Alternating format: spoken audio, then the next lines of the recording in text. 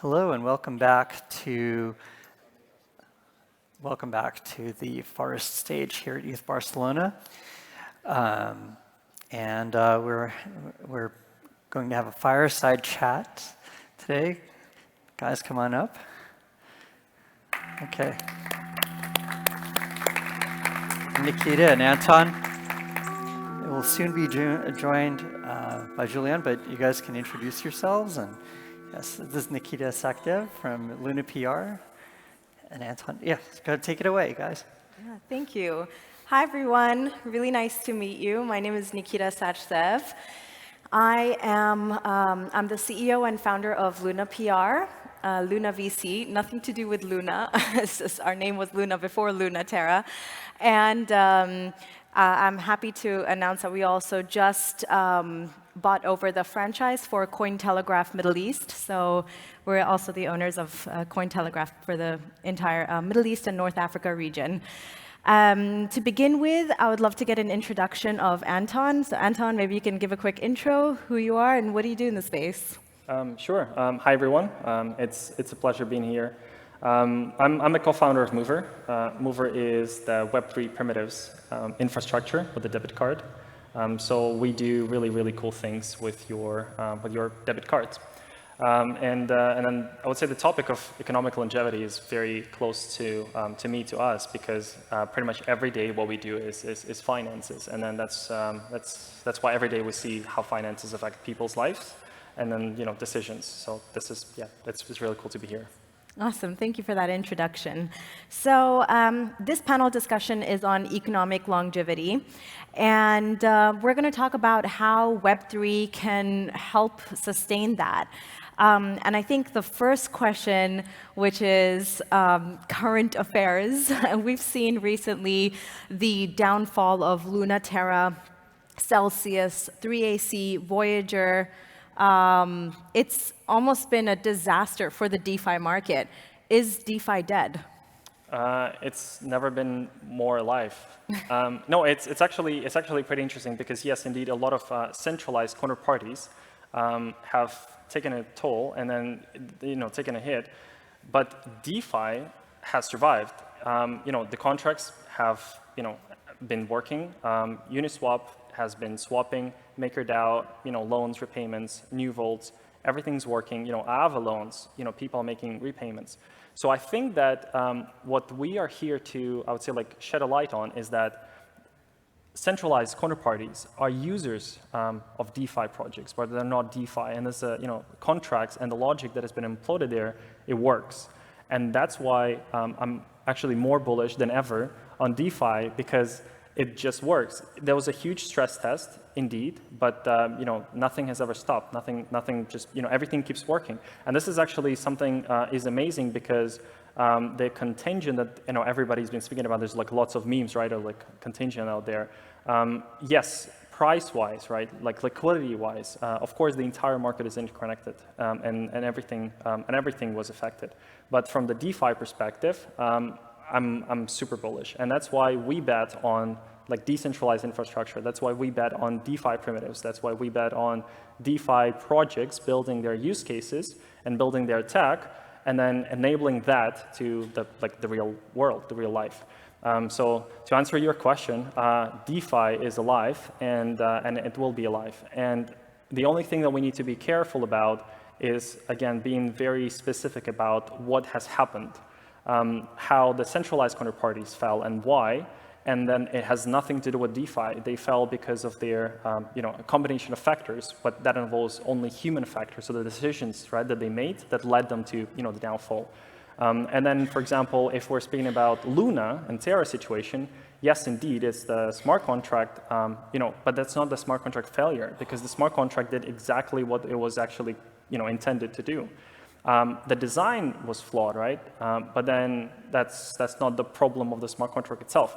So it just tells us that we need to focus more around, again, the logic. We need to focus around security. We need to focus around the use cases that we're building on. But it's the exciting time ever.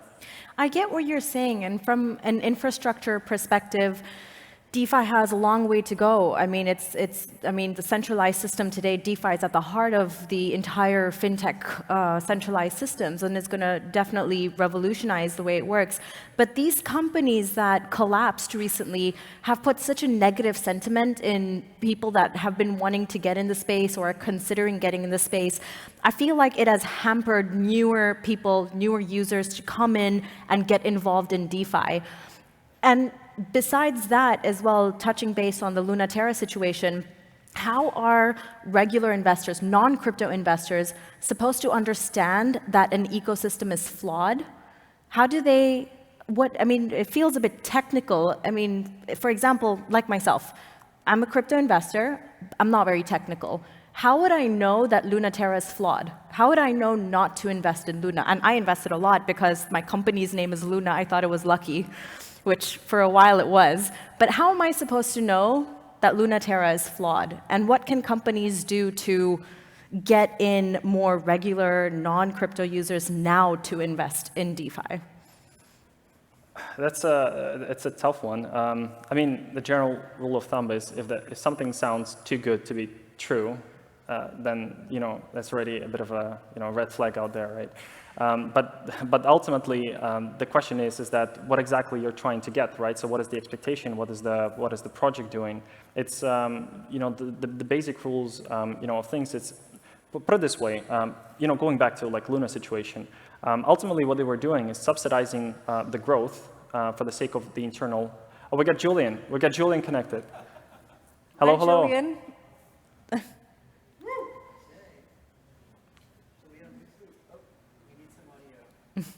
But great job.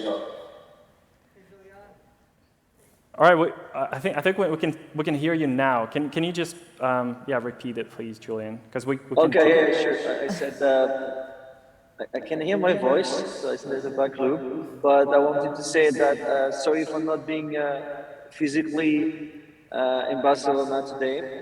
But great job to the team for organizing the live video.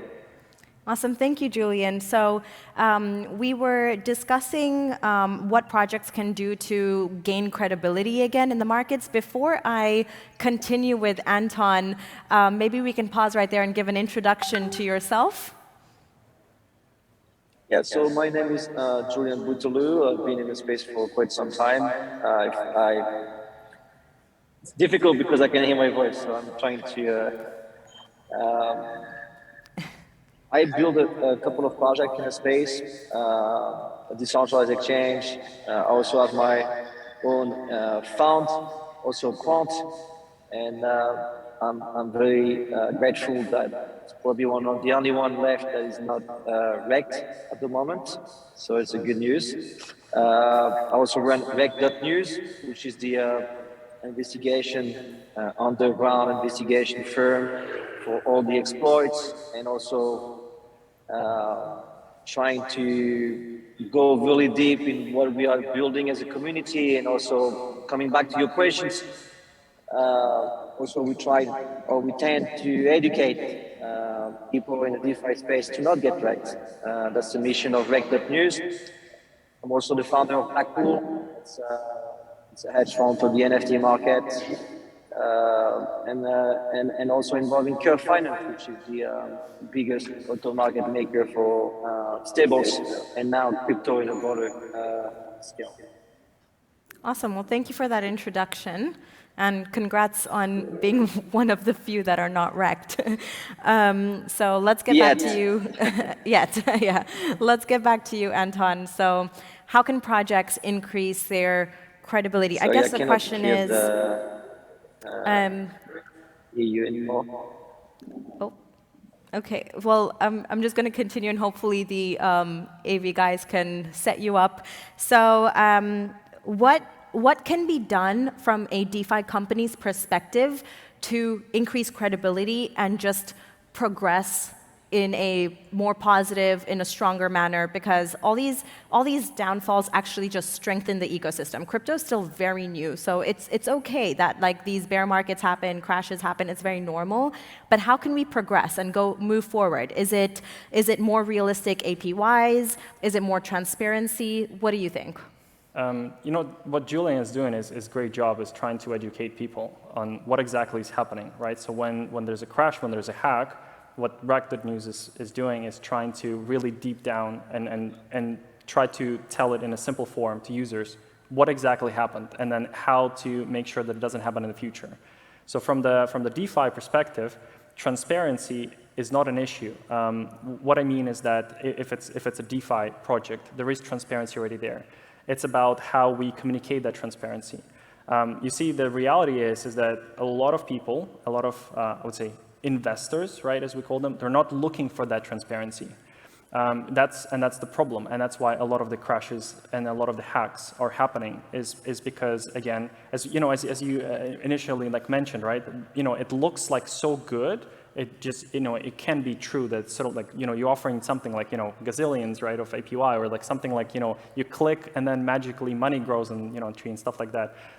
So it's called degens. I guess we're all degens. This is like it's called the ape tax. Ape tax, exactly, yeah. So as long as the ape tax is not 100%, I mean, you can survive, right? So if it's like, you know, a bit less than 100%. So I think that in order to bring us forward, there has to be a lot of the work done in terms of educating people on the actual need of that transparency. What I mean is that it's not the projects who are doing something wrong, but we should educate people to seek more on their end from the transparency.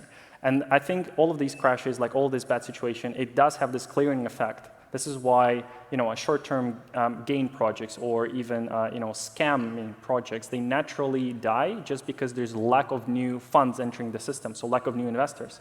So this is where the sustainable projects models, this is where projects that are actually building something, they keep building, the users that are actually interested in the tech, they're interested in whatever you're providing, keep using the, you know, the services. This is how we grow. It's just, I would say, the deviation, right?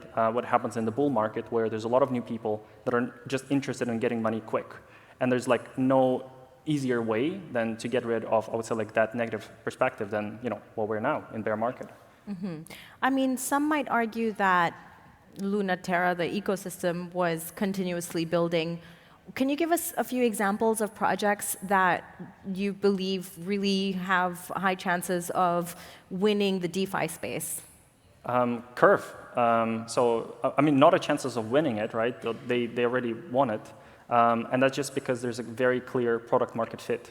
So I think that in order for a project to survive in whatever niche, right, there has to be a clear product market fit. And what it means is that you're not creating a problem and then solving it.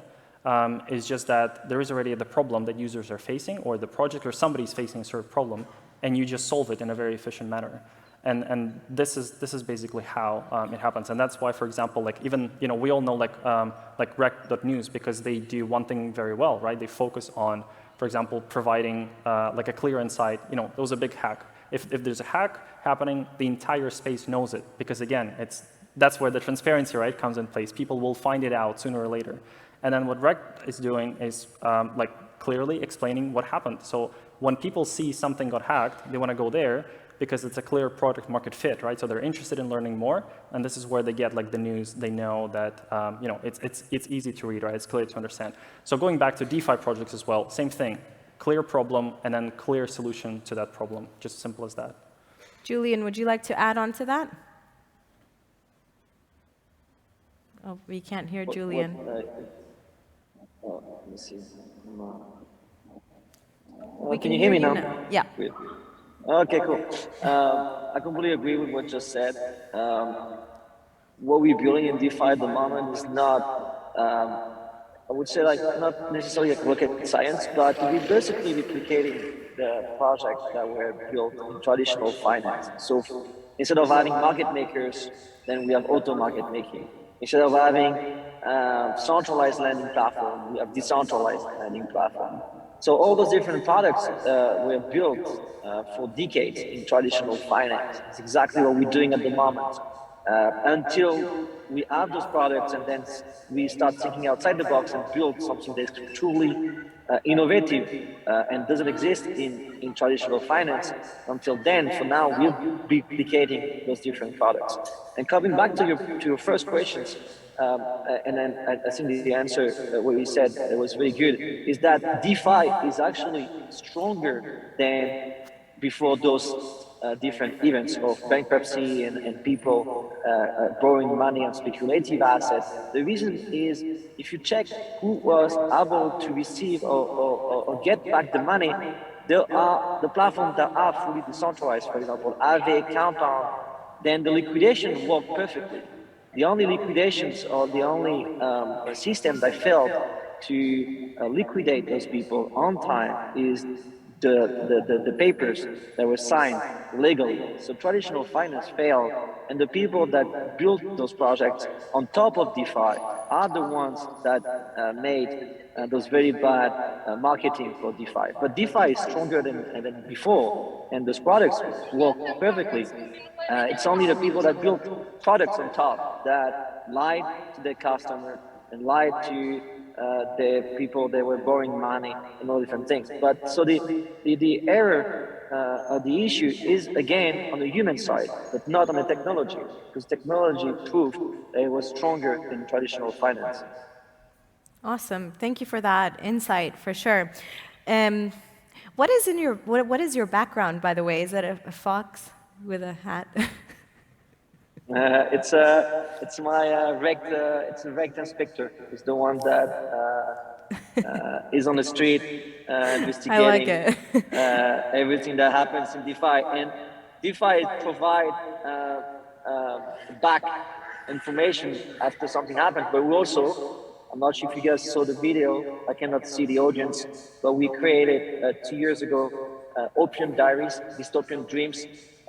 And 2 years ago, it was pretty novel. And those ideas about governance tokens and lobbying and how the DeFi market will be manipulated by pseudo experts or influencers and centralization of power. But now this is actually truly, it happened and everything, it's live. And we also released a second video, what's called Ape Tax. And if you check on YouTube the date of the release, it's actually right before the swan, the black swan. So we try to not only investigate things that happens in the DeFi space, but also try to think as a community of what we are trying to build. Is it something that will make the world a safer place, a better place, or just replace this 1% that is currently in control of society by ourselves, newcomers, the one that are building DeFi, and will potentially replace those people that are in traditional finance. Yeah. So Julien, you brought up an interesting point there. You talked about the DeFi market being manipulated.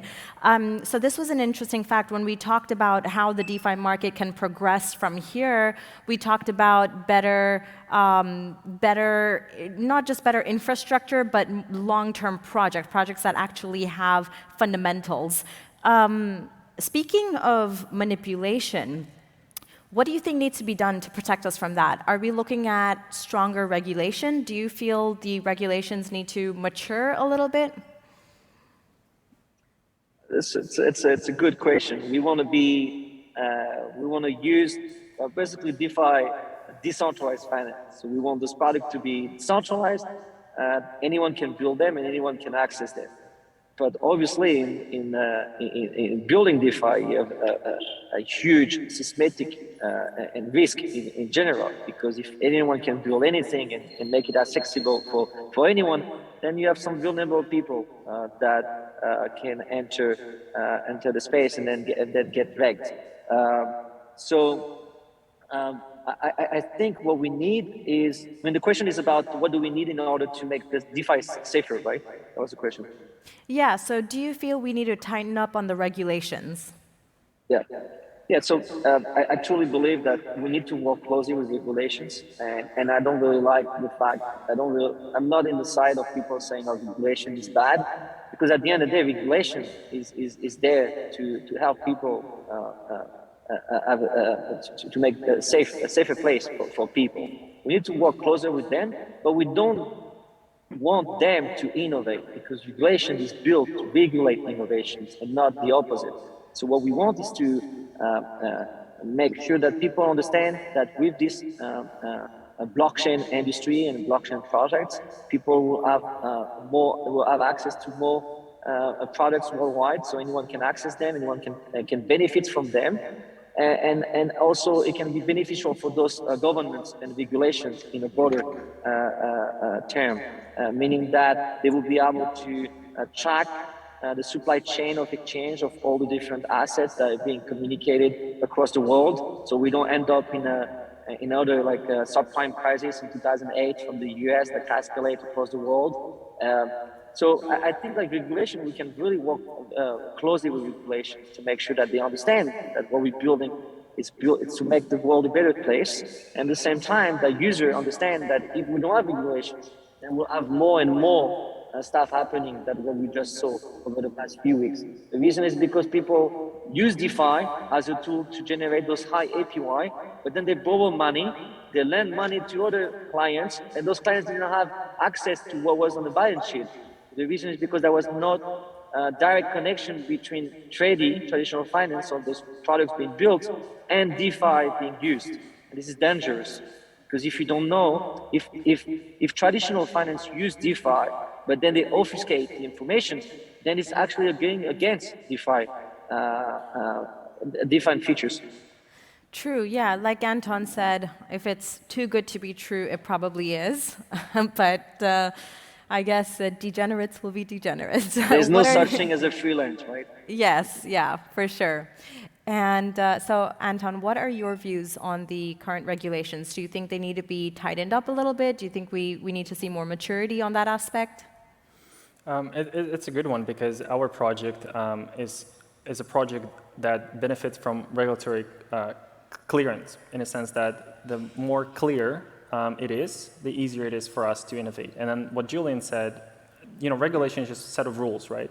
And then the clearer are the rules for both parties, you willing to create your innovative project that does whatever it does, and then the regulators out there making sure that your project actually doesn't do harm, or the harm is limited, or there's no systemic risk. So if you think that, we as an industry, that regulation is not here yet, that's actually not true. And then, in fact, what I'm seeing more is that there's more self-regulation in place. What I mean is that a lot of the projects that we work with, a lot of the projects even outside or connected to DeFi but not DeFi yet, proactively self-regulate themselves in a sense that it's not legally required what they're doing, but then they already enforce some sort of rules out there. And then what it actually creates, it creates more chaos than I would say than it actually helps, because when every company self-regulates itself in the manner they deem necessary, it means that we all have different rules, different things out there. So to me, having one set of rules for this is how you do this is how you do that, this is how you do it in this country, this is how you do it in that country. Now that framework, if it is clear for everyone, in the game, what you're doing is illegal or what you're doing is legal, it actually makes it easier. What I mean is, you as a DeFi founder, if you ever try to speak to a crypto lawyer and talk or tell them what exactly you're doing, and then you speak to 5 other lawyers, you will get 5 different responses. You will get 5 different answers. Yes, that's legal, or that's illegal, or we're not sure if it's legal or not, and they're all going to be different. And this is because, again, I would say there's just this lack of clearance. So in this case, more regulation doesn't mean more rules, but more regulation means that the rules are clearer, right? So they're actually the same, they're clear, and then they're precise. So this is when we will be able to say they work. I mean, the rules are good, right? So in a sense that it actually does help the industry, or they're bad. They don't help the industry. So we just need to get to the stage where indeed we need to cooperate more, because cooperating more, this is the part that creates this clearance. This is where, as Julien said, people who are not in DeFi every day, people who are not apes, right? So people who do not ape into everything, they need to understand how this works. You need to explain it to them, because if we're saying something like, oh, I just created this new primitive of over-collateralized lending that I just minted from my V token out there, and then someone hearing this outside of DeFi is what are you trying to tell me? What is this? It does look like nonsense. So again, it's education, it's working together, and yeah, hopefully coming up to a clearer set of terms for everyone. Mm-hmm. Do you think regulation kind of defies the whole idea of decentralization a little bit? I see regulation, again, as like set of rules, and then every DeFi project has set of rules. So it's basically sort of like, you can call it a regulation, because everyone has exactly the same rules that they have to follow it. If you do not follow it, you cannot use the project, right? I guess regulation is a broad term. What I mean to say is government regulations. When the government step in, when jurisdiction comes into place, do you think that kind of defies the purpose? Because there are countries that are banning crypto projects. There are companies that are countries that are banning crypto projects and countries that are supporting crypto projects. Do you think? Do you think countries will eventually be able to control where crypto projects even come from? And do you think that control, even if it's a good set of rules, is kind of contradictory to decentralization? I see. The problem is that any government, right, if they want to enforce something, they will do it. And DeFi or not DeFi, they will find a way to sort of like enforce their rules. I mean, you can be as decentralized as possible, but you can regulate and enforce the end consumers. If you live in a country and this country wants to do something, with you, allow you something, or do not allow you, they have all the resources to fight you. So, like you said, you have a debit card, right? That debit card can be used anywhere in the world? It is, but it can only be issued to specific residents. So that's a part of regulation, right? So, and this is, for example, where having clear terms makes it easier for us, because there's one set of, I would say, like rules in the European Economic Area, another set of rules in the US, another set of rules in Canada, and then name any other country, and then you would have different licenses, different regulators, different set of requirements, different set of rules, etc. So this is where, for example, clear terms, as you said, so for someone like us, it makes it easier, because this is where we can innovate faster, right? So move faster. But then I also see all of these regulators from their perspective, just trying to understand like how they are trying to protect from their vision, like their users, because they believe that, oh, our users have like some special needs, right? Or we have a special market structure, or we have like whatever existing other like legal frameworks out there. So that's why the further we go, actually, trying to contradict myself, but the further we go, the harder it will become to come to this unified like global structure. That's why whether you like European Union or not, whether you like the recent like MiCA, like legal framework, whether it is good or not, the idea that 30 like countries have this unified legal structure and approach to, let's say, tackling crypto is actually impressive, because it set the precedent that these many countries can agree on something. Right, that makes sense. Julien, did you want to say something? I think for the first time in human history, this kind of technology if this technology, the vision of decentralized finance and blockchain in broader concept happens and is being used worldwide, I think regulation will need to reshape themselves, because it's a technology that can be built from whatever place in the world by whoever wants. So you don't need to live in a certain place like Silicon Valley, or you don't need to be educated in a certain school, or you don't need to have access to a certain amount of money in order to build this type of projects. So I think regulation will have a tough time to regulate the space, because if you have access to a technology that cannot be stopped, then you enter in some philosophical questions. If this technology provide, it's always the threshold. It's always like, what kind of benefits can we get from the technology as a society compared to the downsides, compared to the bad people using this technology to harm others. And that's a question that we need to ask ourselves as a society. But we have other technology that have the same kind of impact. Machine learning, AI, artificial intelligence can provide a good, can cure from diseases, and all these different things. But at the same time, can also be used by army and to harm people. So it's more like a question of what do we want to achieve with blockchain and this technology in a broader scope. And it's an important question to ask ourselves. Yeah, thanks for that, Julien. So going back to the panel, what this discussion is about, economic longevity, how is Web3 actually going to help us grow, sustain, and grow our wealth? It's an interesting one. So longevity means that basically we as people, as society, right? So we live more years. It means that imagine this, going back to like APY, right? So percentages. Percentages are like is magic, right? It's pure magic, especially when it's something comes to compounded interest. If you leave something out there for like 1%, let's say next year you're just getting 1%, right? But then if you leave it for 10 years, and if you leave it to 40 years, that's where the compounding power comes really in place. So I think that where like Web3, the crypto, as means, as a technology there, it can help us actually make our finances more efficient. You see, how has it been happening before when people would trust, let's say, like specific, I don't know, government like programs, pension funds, file 1K, right? So like all of that stuff has been government controlled, has been like non-transparent, has been efficient or not. Recent, what is it? For example, like just touching basing the situation here, like in Russia, that they froze the pension fund.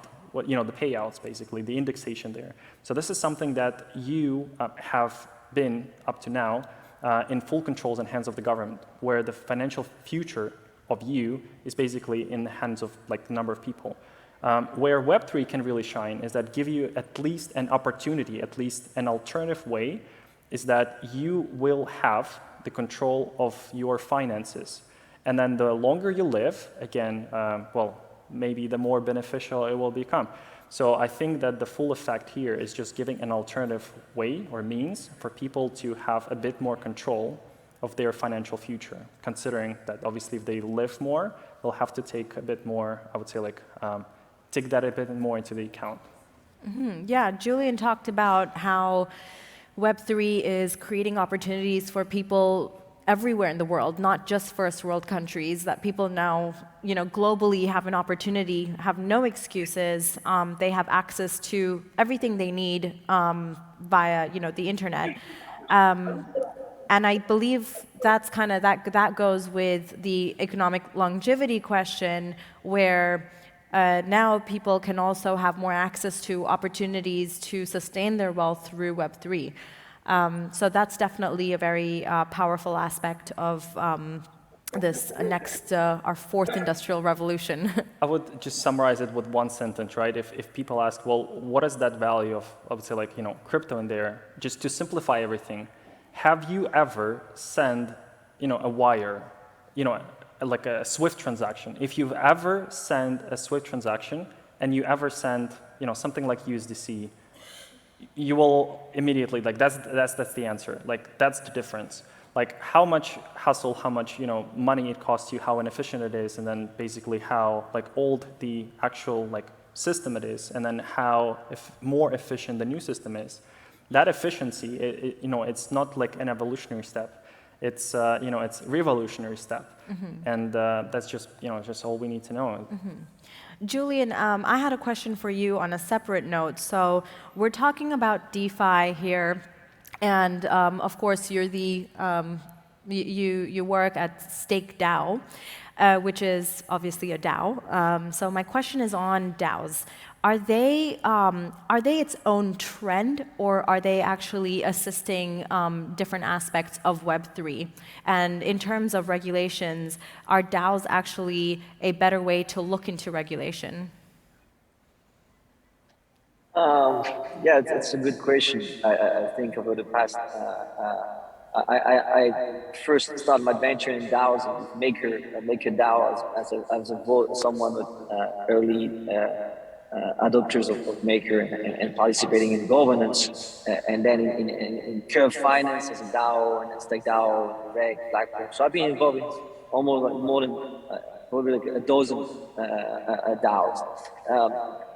I think the trend is changing a little bit. Before, projects were jumping into DAOs because it was easier to start a project, but I believe that DAOs are really complicated to operate, and if you want to create a project and disrupt a market, DAOs is good for management of communities and getting signals from your community and direction in certain ways, but you will never be able to build or disrupt a space without having a core task force inside your project. So I believe now we're turning into something that is a little bit more soft in the DAO space.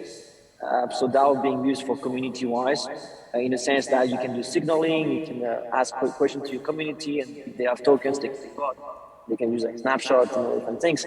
But then there's nothing better than having a core actions or core executions in your projects, and also legally, it's difficult now to have equity on the side, tokens on the other side can be subject to equity and dividends.